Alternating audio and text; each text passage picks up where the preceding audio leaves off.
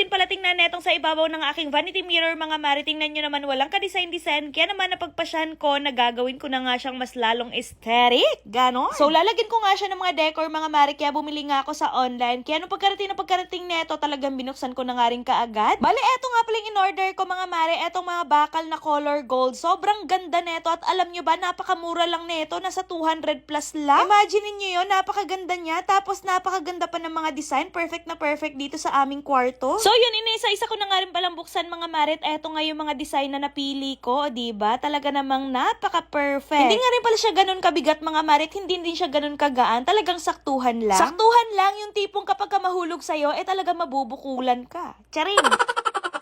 So yun, namili na nga ako dito ng design kung saan ko ilalagay to or kung ano yung mga sequence na gagawin ko para dun sa taas ng aking vanity mirror. Grabe na, excited na rin talaga ako mga mare na mas lalong gumanda etong aming kwarto. Ay nako talaga namang sobrang pinaganda ko na etong kwarto namin para mas marami akong mga videos na magagawa dito. Syempre kailangan din maganda yung ating background sa ating mga videos para ganahan naman kayo manood sa amin. Charot. Tsaka masyadong plain nga rin pala etong sa bawat gilid ng aming bintana mga mare. Kaya ang bala ko maglalagay din ako dyan ng mga pang-design. O diba, wala na talaga ako ibang ginawa ngayon mga mare kundi pagandahin yung aming kwarto. At hindi na nga kami nagpatumpik-tumpik pa. Sinimulan na nga rin kaagad namin yung pag-aayos dito sa aming kwarto. Si Dada ngayon magpupukpok kasi nga hindi kaya ng aking powers. Hindi kasi tayo binayaan ng pagiging matangkad mga mare. Buti na lamang talaga si Dada, napakatangkad. So yun, kumuha na nga rin kaagad ako dito ng ballpen mga mare. Tapos saka naman minarkahan ni Dada etong dingding kung saan niya ipupukpok ang mga pako. Para makuha talaga yung tamang size para dito sa ilalagay naming pang design. Tapos eto nga, natapos yun na yung isa kaya dito naman kami sa kabila. Anong oras na nga yan pero talagang nagpupukpok pa kami. Parang alas 7 na yata yan ng gabi. Hindi pa naman curfew dito sa amin kaya pwede pang magpukpok. Pero pag tungtong na mga alas 8, alas 9, medyo nakakahiya na magpukpok. Kaya talaga minamadali na namin to. Syempre hindi naman tayo pwede magpukpok ng mga alas 8, alas 9, alas 10 dahil baka mamaya may mga natutulog na o di kaya naman may mga work from home. Syempre nakakahiya naman mga mare kung makakaabala tayo, diba? Pero hindi naman ganoon kalakas si Dada magpukpok mga mare. Sakto lang naman yung hindi naririnig ng kapitbahay. Pero ganun pa man, syempre maging maingat na rin tayo. Baka mamaya magkaroon tayo ng kaaway, mahirap na. At tingnan nyo naman mga mare, etong aking vanity mirror, talaga namang mas lalo na siyang gumanda nung malagyan na namin ng ganitong design, o diba? Tingnan nyo naman, perfect na perfect, mas lalong naging aesthetic. Meron pa nga akong isang natitira na pang design mga mare, kaya eto, nilagay nga namin siya dito sa kabilang gilid ng bintana at grabe, napakaganda talaga mga be. And thanks to my Dada, dahil talagang sinusuportahan niya ako sa mga kaek-ekan ko sa buhay. And eto na nga yung itsura mga mare dito sa aming kwarto. Grabe, napakaganda talaga at napaka-aesthetic na tingnan. Grabe, napaka-perfect. Anyway, sa mga gusto nga rin pala bumili ng ganitong pang-design sa bahay mga mare, ilalagay ko na lamang yung link dyan sa may comment section or dyan sa may yellow basket. Kaya mag-check out na rin kayo. Promise, napaka-worth it niya at napakamura lang. Siguro makukuha mo din to ng mga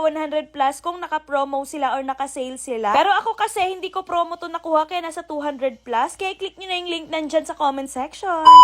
Gusto niyo ba magkaroon ng 500 pesos? So wag niyo lang i-skip itong video na to dahil for today's video, mamimigay tayo ng 500 pesos sa mga magre-register ng PH Minds na nasa comment section yung link. Pero bago yun, ipapakita ko na muna sa inyo kung paano ako nananalo at naglalaro dito. Dito nga pala sa PH Minds guys, marami nga palang games na pwedeng pagpilian. Pero usually dito talaga ako naglalaro sa may Super Ace dahil napakadali lang talaga maglaro dito. So play lang tayo, papakita ko sa inyo guys. So ayun, magtataya lamang tayo dito ng kahit 500 pesos. And ngayon, titingnan natin kung mananalo tayo. So, yan, tumaya lang ako ng 500. And let's see kung mananalo tayo ngayon. Let's go! Tumaya lang ako ng 500 pesos. Mananalo kaya tayo ngayon. Ay! 150!